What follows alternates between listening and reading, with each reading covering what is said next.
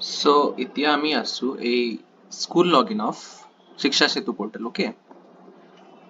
so two আমি এতিয়া promote বা ষ্টুডেণ্টক ডিমোট অৰ ৰিপিটাৰ হিচাপে কেনেকৈ মাৰ্ক কৰিম এইটো মই শ্ব' কৰিম এতিয়া ইয়াতে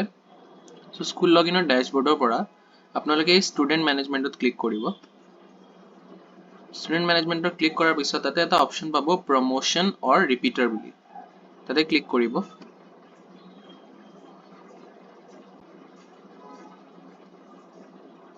and then তাৰ পৰা আপোনালোকে ক্লাছ সিলেক্ট কৰিব কোনটো ক্লাছৰ ষ্টুডেণ্টক প্ৰমোট কৰিব লাগে সো বেসিক্যালি নিয়ম মতে সবসে ফাৰ্স্ট যোনটো সবসে ডাঙৰ ক্লাছ আছে এটুক কৰিব লাগে সো মই এটা ক্লাছ সিলেক্ট কৰিছো ক্লাছ 11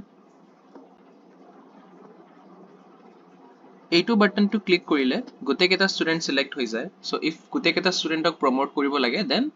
ডাইৰেক্ট গোটেইকেইটা ষ্টুডেণ্ট সিলেক্ট কৰিব পাৰে আৰু এইটো সিলেক্ট নকৰাকে ইন্ডিভিজুৱেলি সিলেক্ট কৰিব পাৰে সো ইয়াতে মই অল ষ্টুডেণ্ট সিলেক্ট কৰিলো এণ্ড ইয়াতে অপশ্যনছ আছে পাঁচটা অপশ্যন পাব আপোনালোকে promote demote repeater drop box and drop out so এতিয়া মই প্ৰমোট কৰিব বিচাৰিলে প্ৰমোটত ক্লিক কৰিম এণ্ড কোনটো ক্লাছ লাগে এইটো সিলেক্ট কৰিম যেনেকৈ ক্লাছ এইবিলাক ষ্টুডেণ্টছক ক্লাছ 11 ৰ সো মই ক্লাছ 12 সিলেক্ট কৰিম এণ্ড দেন প্ৰমোটত ক্লিক কৰি দিম এইটো হৈ যাব সেম ডিমোটো same procedure demote to class same class আহিব ডিমোটত ক্লিক কৰি দিলে এইটো হৈ যাব সেম ৰিপিটাৰত ক্লিক কৰিলে দেন সেভ চেঞ্জেছত ক্লিক কৰিলে এইটো যে সেভ চেঞ্জেছ বাটন এইটোত ক্লিক কৰিলে হৈ যায় ড্ৰপ বক্সত ক্লিক কৰিলে ড্ৰপ বক্সত সোমাই যাব সেভ চেঞ্জেছ কৰি ক্লিক কৰি দিলে দেন ড্ৰপ আউটত ক্লিক কৰিলে সেভ চেঞ্জেছ কৰিলে ইহঁতে ড্ৰপ আউট বুলি মাৰ্ক হৈ যাব সো এইটো প্ৰচিডিউৰ আছে to promote demote or mark student as repeater to put students in Dropbox and drop out okay এটো এটা হল এতিয়া Dropboxৰ পৰা কেনেকা পুল কৰিব লাগে এটো মই শো কৰি আছো স্কুল লগইনৰ ড্যাশবৰ্ডতে আপোনালোকে এটা আৰু অপশ্যন পাব Dropbox students বুলি তাতে ক্লিক কৰিব দেন তাতে আপোনালোকে কাৰেন্ট ডিস্ট্ৰিক্ট বেলেগ ডিস্ট্ৰিক্টটো সিলেক্ট কৰিব পাৰে যোনটো ডিস্ট্ৰিক্টৰ ষ্টুডেণ্টৰ পুল কৰিব লাগে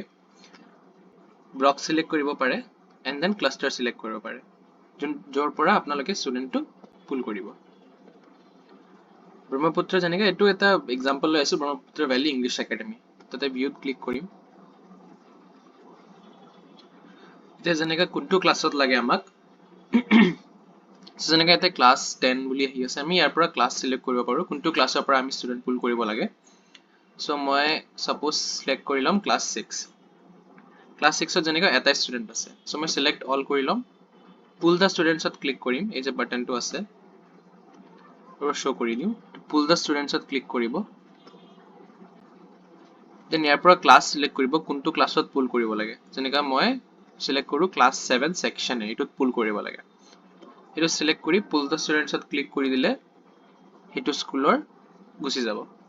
মানে পুল হৈ যাব এটো স্কুলৰ পৰা কাৰেন্ট স্কুলত পুল হৈ যাব এই ব্ৰহ্মপুত্ৰ ভ্যালি ইংলিশ একাডেমিৰ এটো ষ্টুডেণ্ট যোনটো ড্ৰপবক্স আছে এটো